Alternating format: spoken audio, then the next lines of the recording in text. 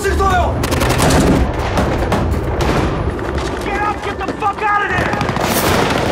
Cela fait bientôt 7 mois que Sarajevo survit sous une pluie d'obus, sous l'œil impassible de la communauté internationale. Paul Marchand à Sarajevo pour France Info. Paul Marchand à Sarajevo pour Radio-Canada. Paul Marchand à Sarajevo pour RTBF. Ça va passer tôt ou tard, vous inquiétez pas.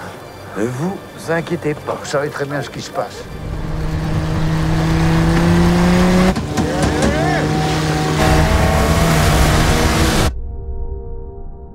Bien, moi, j'étais au départ de l'aventure. Alors, j'ai développé le projet. J'ai présenté Guillaume Vigneault, avec qui je venais de faire Tout est parfait, dans lequel jouait Niels Schneider, d'ailleurs. C'était sa première apparition dans un long métrage. Et la scénarisation a commencé.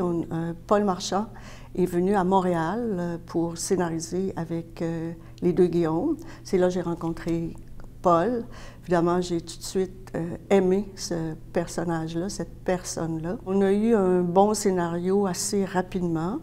Alors là, j'ai commencé le financement et je me suis aperçue que je ne pouvais pas le financer uniquement au Québec à cause de nos contraintes de financement, nos contraintes de coûts hors Québec, etc. Donc, c'était une coproduction qui devait être majoritairement française. Je me suis mis à la recherche d'un coproducteur français.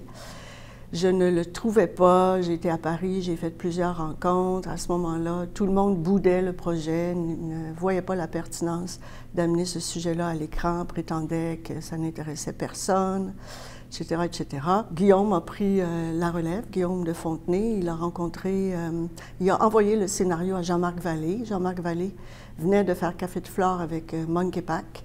Alors, Monkey Pack a lu le projet.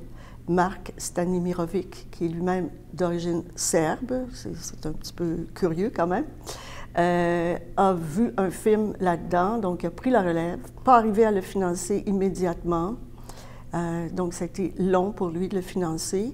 Et quand il a été financé à 75 %, moi j'ai pu le reprendre et le financer ici. Et à partir du moment où j'ai essayé de le financer ici, ça s'est très bien passé. Téléfilm Canada, la SODEC, le fonds Harold Greenberg ont embarqué dans le projet. Ensuite, le projet est entré en casting, en production.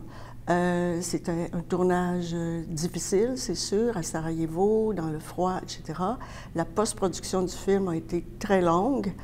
Et je ne sais pas sous quel signe était ce projet-là, mais il y avait tout le temps embûche après embûche, enjeu après enjeu.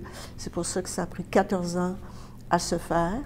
Et maintenant qu'on a commencé à le montrer, maintenant qu'il a commencé à faire des festivals, on y voit un engouement, un intérêt pour les gens, pour le public, pour ce sujet-là.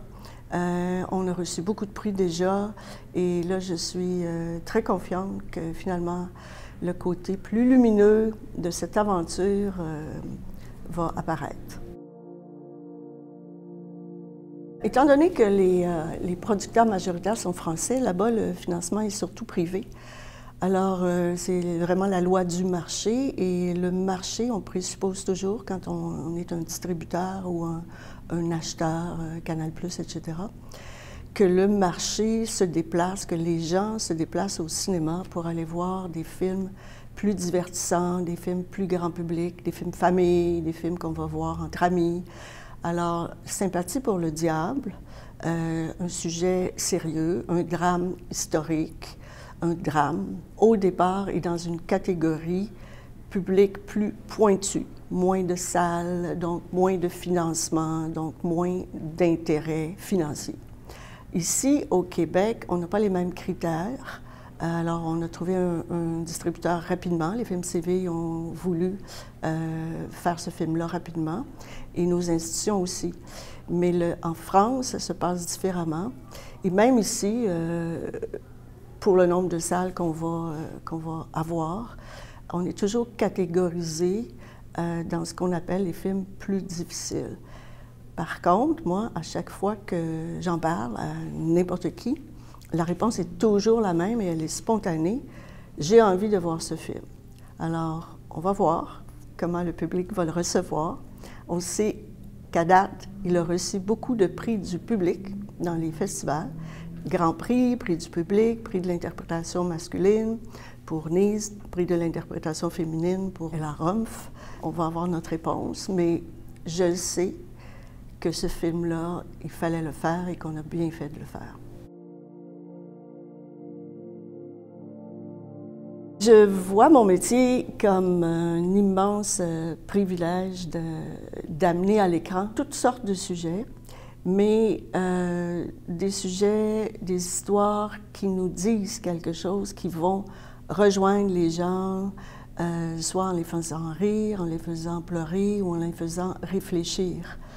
Parce que le cinéma est un véhicule qui nous permet de propager à un grand nombre ce qu'on voudrait que les gens entendent.